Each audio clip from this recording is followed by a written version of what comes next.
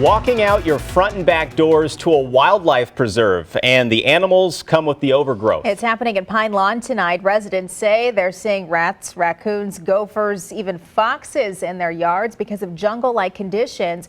News 4's Ashley Lincoln is watching out for you, asking why this is okay. Ashley.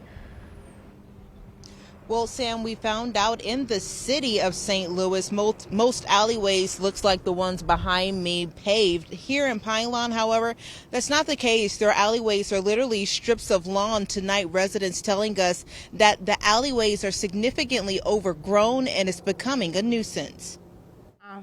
Place the bricks around my shed to keep the raccoons out. To me, it's a shame that once upon a time we had a beautiful city. Possum, raccoons, moles. Pine Lawn residents are annoyed and concerned about conditions they say the city is letting get out of control, from weeds to rodents to wildlife. This is video of a family of foxes in the backyard of one resident's home. Raccoons and gophers is bad, real bad. I spoke with Pine Lawn Alderwoman Regina Gathright about residents' concerns. She says she can't blame them and says problems have grown worse in recent months. Due to the fact of no public works. She says Mayor Terry Epps' actions contributed to this. He just did away with public works department. In the past, the department would maintain cutting grass on vacant properties and easements behind homes.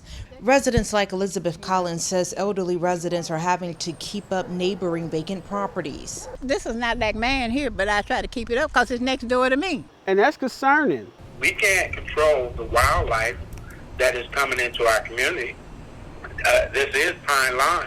It's named Pine Lawn for a reason. That's Mayor Terry Epps.